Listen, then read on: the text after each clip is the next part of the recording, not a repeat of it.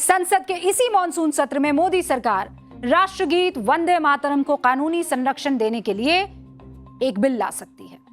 यह बिल पहले राज्यसभा में पेश किया जाएगा। सूत्र बता रहे हैं केंद्रीय गृह मंत्री अमित शाह राज्यसभा में इस बिल को इंट्रोड्यूस कर सकते हैं। इस बिल का नाम क्या होगा? राष्ट्रीय सम्मान के अपमान की रोकथाम संशोधन विधेयक 2026। यह बिल 1971 में बनाए गए कानून का संशोधित रूप है, जिसमें यह प्रावधान किए गए हैं कि अगर कोई व्यक्ति जानबूझकर वंदे मातरम का अपमान करेगा या राष्ट्रीय गीत गायन के दौरान बाधा पहुंचाएगा या फिर किसी कार्यक्रम में हंगामा करके राष्ट्रीय गीत रुकवाने की कोशिश करेगा तो उसके खिलाफ कानूनी कार्रवाई की जाएगी। दोषी पाए जाने पर 3 साल तक की जेल की सजा का प्रावधान भी है। मतलब अभी जिस तरह हमारे राष्ट्रगान जन गण मन को सम्मान और कानूनी सुरक्षा मिली हुई है, उसी तरह राष्ट्रगीत वंदे मातरम को भी उचित सम्मान और कानूनी संरक्षण मिलेगा। सरकार को यह बिल लाने की अब जरूरत क्यों पड़ी, पूछ सकते हैं आप ये सब। ये आप इन तस्वीरों को देखकर समझ लीजिए। ये तेलंगाना विधानसभा की तस्वीर है, ठीक है। कुछ नेताओं और संगठनों के बयान मैं आपको याद दिला देती हूं। असद ओवैसी कह चुके हैं संविधान किसी भी नागरिक को वंदे मातरम गाने के लिए मजबूर नहीं करता। एसपी नेता अबू आजमी महाराष्ट्र विधानसभा में कह चुके हैं कोई मुझे वंदे मातरम गाने के लिए मजबूर नहीं कर सकता। एआईएमआईएम नेता वारिस पठान कह चुके हैं मैं वंदे मातरम नहीं गाऊंगा क्योंकि ये मेरे धर्म और संविधान द्वारा दी गई आजादी के खिलाफ है। एसपी सांसद रहे शफीक उर रहमान बर्क, वो कहते थे कि हमारा संविधान हमें अपने धर्म पर चलने की पूरी आजादी देता है, इसीलिए इसे हम नहीं गाएंगे, हम पर जबरन नहीं थोपा जा सकता। मौलाना अरशद मदनी ये बयान जारी कर चुके हैं वंदे मातरम मुसलमान नहीं गा सकता, जबरन थोपना संविधान के खिलाफ है। All India Muslim personal law board कह चुका है कि वंदे मातरम को राष्ट्रगीत का दर्जा है, लेकिन संविधान में इसका गायन अनिवार्य नहीं है। और जमीयत उलेमाए हिंद कह चुका है संविधान के तहत किसी भी मुस्लिम को इसे गाने के लिए मजबूर नहीं किया जा सकता। मतलब ये संगठन और नेता संविधान का हवाला देकर वंदे मातरम गायन की मुखालफत करते रहे। लेकिन सोचिए, जब संविधान में ये लिख दिया जाएगा कि वंदे मातरम का अपमान नहीं कर सकते, तब इन पार्टियों के पास क्या चारा बचेगा? सुनिए जरा। सम्मान का पैमाना क्या होगा? सम्मान तो खड़े होकर के भी होता है। वंदे मातरम का सम्मान कौन नहीं करता? सम्मान सभी करते हैं। वंदे मातरम में पहले 2 स्टांजा जो है वो 2 स्टांजा ही उसको मान्यता है। इनके दिमाग इनके आरएसएस के यहाँ आरएसएस के जो ये है शाखाएं है, उसमें वंदे मातरम पूरा बोला जाता है, जिसमें देव देवता ये वो है, उसको मान्यता नहीं है और वो लगाएंगे तो वो गलत बात है। सरकार ने जिद क्यों पकड़ ली है हर चीज की कि मुसलमानों को टॉर्चर करेंगे ही? अरे प्यार मोहब्बत से रहने दो सब लोगों को। अब आप देखिए कि जिस गीत ने अंग्रेजों के खिलाफ भारत के जन जन में राष्ट्रवाद का भाव भर दिया, आजादी की लड़ाई लड़ने की ऊर्जा दी, उस ऐतिहासिक गीत के साथ कांग्रेस ने क्या किया और मोदी सरकार ने क्या किया, मैं आपके सामने टेबल रख देती हूं। उस वक्त बकायदा जो कांग्रेस हुआ करती थी, जो पार्टी के रूप में नहीं थी, जो आंदोलनकारी के रूप में थी, जो ब्रिटिशर्स के खिलाफ लड़ रही थी, उसने 29 अक्टूबर 1937 को यह तय किया था कि वंदे मातरम के सिर्फ 2 छंद ही गाए जाएंगे। 28 जनवरी 2026 को यह तय किया गया कि सभी 6 छंद गाए जाएंगे। तुष्टीकरण के लिए मुस्लिम लीग की मांग को मान लिया जाता है और मोदी के समय राष्ट्रवाद के लिए राष्ट्रगीत का गौरव फिर से स्थापित किया जाता है। और आप दूसरी तस्वीरें भी इस वक्त चला सकते हैं। नेहरू को मुसलमानों की नाराजगी का डर था। वो ये कह रहे थे कि भाई कई ऐसे नेता हैं जिन्होंने बकायदा ये कहा है कि ये गीत हमारे मजहब के खिलाफ है, इसे हटा दिया जाना चाहिए। लेकिन अब मोदी सरकार राष्ट्रगीत गाने के लिए प्रोटोकॉल का पहला सेट जारी कर रही है। संविधान में राष्ट्रगीत को कानूनी संरक्षण नहीं मिला।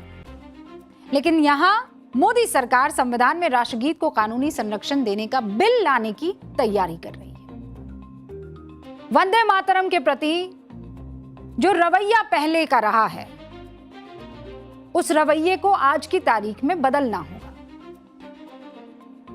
8 दिसंबर 2025 को जब संसद में वंदे मातरम के 150 साल पूरे होने के मौके पर 10 घंटे चर्चा हो रही थी, तब याद कीजिए नेता प्रतिपक्ष राहुल गांधी उस चर्चा में शामिल नहीं हुए थे। संसद में अमित शाह ने कहा था इस पूरे मसले को केंद्र में लाते हुए, पता है क्या? आप खुद सुनिए। वंदे मातरम 150 साल की चर्चा हिस्सा नहीं, ये बोलना नहीं चाहते।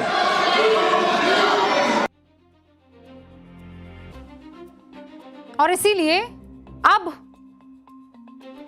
पूरा देश इस बात पर निगाह रखे हुए है कि जो गौरव, जो इज्जत, जो सम्मान हमारे राष्ट्रगीत को मिलना चाहिए था, उस राष्ट्रगीत को जिसे सुनकर अंग्रेज कांप जाया करते थे, उस राष्ट्रगीत को जो देश के युवाओं में एक अजीब सी और एक अजब सी ऊर्जा भर देता था, वंदे मातरम, वो सम्मान कब मिलता है कानूनी रूप से?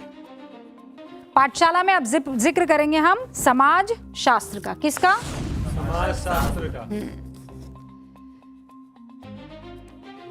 इस वक्त जो है मेरे हाथ में 2 तस्वीरें हैं,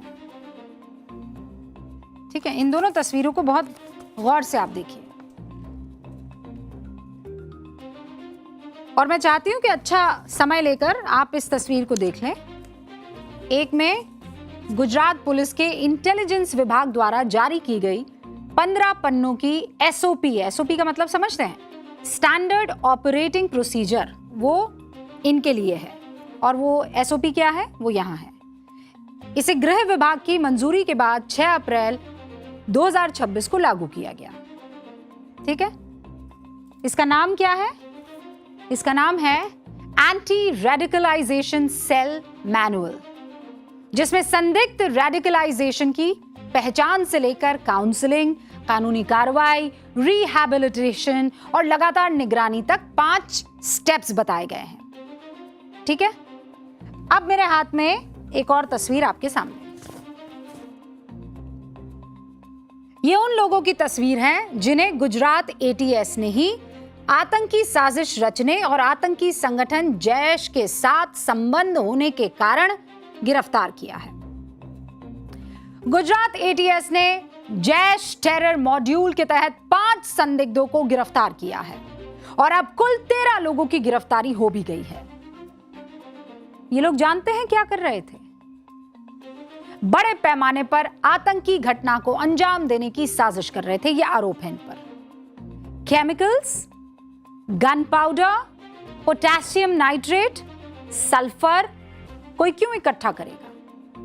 बिल्कुल वैसे ही जैसे दिल्ली लाल किला ब्लास्ट में अल फलाह यूनिवर्सिटी के सफेद कोट वाले कुछ डॉक्टर्स कर रहे थे, ठीक वैसे ही ये आरोपी 7 से 8 छोटे ट्रायल ब्लास्ट कर चुके थे। अब ये जो दोनों चीजें हैं, एक तो ये एसओपी, इस पर खूब राजनीति हो रही है, लेकिन इन लोगों के बारे में कोई बात नहीं हो रही है। कट्टरपंथ की पहचान करने से ही दिक्कत होने लगी है। एक पुराना घिसा पिटा खतरनाक नैरेटिव तैरने लगा है। कुछ स्वयंभू राजनीतिक ठेकेदारों, सोशल मीडिया के बुद्धिजीवियों, मजहबी रहनुमाओं ने नारा उछाला। क्या? एक धर्म विशेष को निशाना बनाया जा रहा है, धर्म देखकर कार्रवाई की जा रही है। और यह भी कहा गया कि क्या अब मुसलमान दाढ़ी भी ना बढ़ाए, बुर्का पहनना भी अपराध हो गया है? क्या अरबी फारसी पढ़ना और मदरसों में जाना बैन किया जा रहा है? आज न्यूज की पाठशाला में इन सारे लोगों को आईना दिखाने वाली हूं। आज इस तराजू में मजहबी विक्टिम कार्ड और खोखली राजनीति को एक तरफ रखेंगे और फैक्ट को दूसरी तरफ रखेंगे। आप तैयार हैं? तैयार है। लेकिन उससे पहले मैं चाहती हूं आप बयानों को सुन लें ताकि क्लैरिटी आ जाए। सुनिए।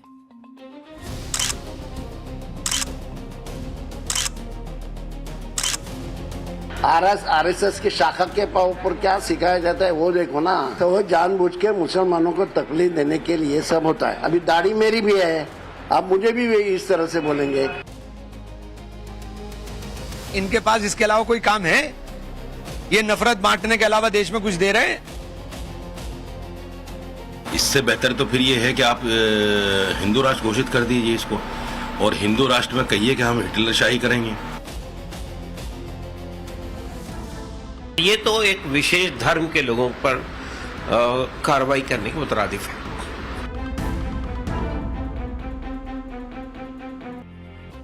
सुना आपने, इन सबको सुना, कायदे से सुना, और हो सकता है ये डर लाजमी भी हो। ये डर फैलाने वाली राजनीति अगर नहीं है तो आप मुझे बताइए क्या है। आंखों पर तुष्टीकरण की पट्टी बांधे इकोसिस्टम ने बहुत चालाकी से आरएसएस का नाम डाल दिया।